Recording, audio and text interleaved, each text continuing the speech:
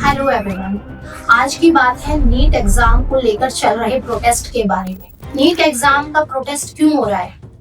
अगर इसके उद्देश्य की बात करें तो उद्देश्य ये था कि जो अभी पेपर लीक हुआ था नीट का, ऐसे आगे भविष्य में ना हो।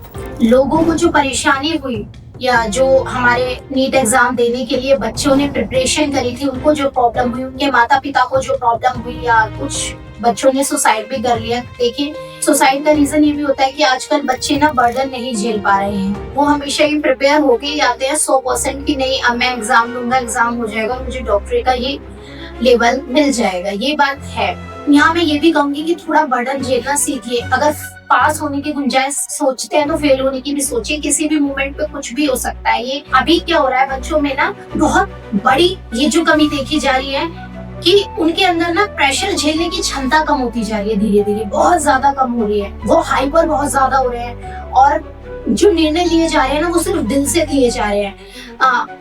क्रॉस चेक फैक्ट नहीं करते, दिमाग का इस्तेमाल कम से कम करते हैं, क्योंकि यंगस्टर्स है, कहते नहीं गर्म खून है। इस तरीके से मैं यहाँ ये नहीं कह रही हूँ कि पेपर लीक हुआ वो बिल्कुल सही था, वो बिल्कुल गलत था, क्योंकि आप लोगों की मेहनत थी, आप लोगों का टाइम लगा था, उस पे पैसे लगे थे, आपके मम्मी पापा की आशाएं उस पे लगी थी, सब कुछ था। और देखिए, जो दर्द झेलता है ना वही जानता है। बड़ी बड़ी बातें करना एक अलग बात है, पर उस दर्द को महसूस करना एक दूसरी बात है। तो मैं यहाँ कहूंगी, समय का कुछ नहीं पता, बट मैं यहाँ सिर्फ इतना कहने के लिए आपके सामने आई हूँ कि उद्देश्य बिल्कुल सही है कि किस तरीके की नीट एग्जाम को लेकर रहा कि पेपर लीक हो गया, ऐसा भविष्य में ना हो, इसलिए आप अपनी बात रखने के लिए जंतर मंतर पर उतरे। परंतु आपने उद्देश्य तो बता दिया, पर जो इरादे हैं उनके बारे में कौन जांचेगा?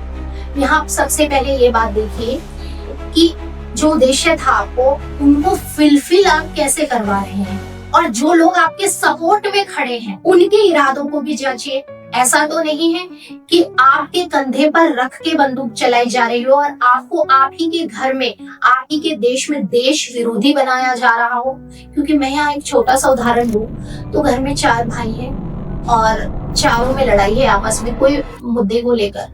अब क्या हो गया, बाहर वालों को पता चल गई तो उन्होंने फायदा उठाया कि ठीक है, वो पहले से सोचते थे कि इस घर में प्रॉब्लम क्रिएट हो, क्योंकि देश भी एक घर ही है। उन्होंने क्या सोचा कि ठीक है, अब ये 4 भाइयों को लड़ाया जाए आपस में। तो यहाँ पे भी कहीं ना कहीं ऐसा ही हो रहा है। देखिए, ये देश भी आपका घर है। आप जांच लीजिए कि जो आप हथियार का इस्तेमाल कर रहे हैं वो देश विरोधी तो नहीं है। उनके इरादे ऐसा तो नहीं है कि इरादे कुछ और हो, दिख कुछ और रहे हैं। तो उद्देश्य और इरादे का ये डिफरेंस आप समझिए, अवेयर रहिए। आप यंगस्टर्स हैं, सिर्फ लड़ाई करने से ही काम नहीं चलता। अगर आप किसी प्रोटेस्ट में भाग लेने जा रहे हैं तो आप ये देखिए कि आपका साथ देने वाला कौन है, उसके इरादे कैसे हैं। उद्देश्य के साथ साथ इरादों पे भी काम किया जाता है। कहीं उसके इरादे ये तो नहीं है कि आपके घर में ही आपसी लड़ाई आपके द्वारा ही करवा दी जाए और अपना उल्लू सीधा कर लिया जाए। आपका घर है, आप ही का परिवार है, कहने का मतलब ये देश आपका घर ही है। ऐसा ना हो कि धीरे धीरे आप उसके ही खिलाफ हो जाएं, क्योंकि घर के खिलाफ जाके तो कोई काम नहीं निकलता है ना। साथ में रह के तो समाधान कर सकते हैं, खिलाफ जाके समाधान पॉसिबल नहीं हो पाता है। मैं यहाँ सिर्फ इतना ही कहना चाहती हूँ कि आप चीजों को समझने की कोशिश कीजिए कि उद्देश्य और इरादे में फर्क क्या है। आप लोग पढ़े लिखे तो हैं, जागरूक नहीं है, अवेयर नहीं है। आपने निर्णय यहाँ से ज्यादा लेने हैं और यहाँ से कम। कहने का मतलब है दिल का इस्तेमाल तो प्रॉपर कर रहे हैं, पर दिमाग का कम कर रहे हैं। क्रॉस चेक करिए, फैक्ट्स देखिए। आप इतना ध्यान रखिए, आप अपना उद्देश्य पूर्ण करवा रहे हैं या कोई और आपसे अपना उद्देश्य पूर्ण करवा रहा है। क्योंकि जब हम बहुत कमजोर होते हैं ना, बहुत वीक होते हैं, ये जिंदगी का भी एक तजुर्बा है, या कह सकते हैं जिंदगी में देखा है कि जब हम सबसे ज्यादा कमजोर होते हैं ना, उस समय जो सामने वाला है ना, 90% तो वो अपना ही उद्देश्य आपसे पूरी कराने की कोशिश करता है। कहते हैं ना, अगर हम लाठी है, मार दो टूट ही जाएगा, तो वही है।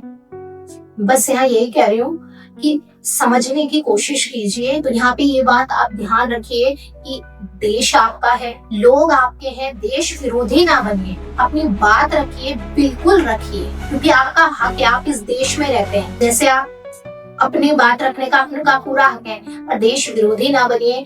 पॉलिटिकल सिनेरियो में मत आइए, पॉलिटिकल बेनिफिट मत दीजिए इसको। क्रॉस चेक फैक्ट कीजिए, प्रॉपर देखिए, दिमाग का इस्तेमाल कीजिए और तब काम कीजिए। आप इस देश का भविष्य हैं, याद रखिए। धन्यवाद।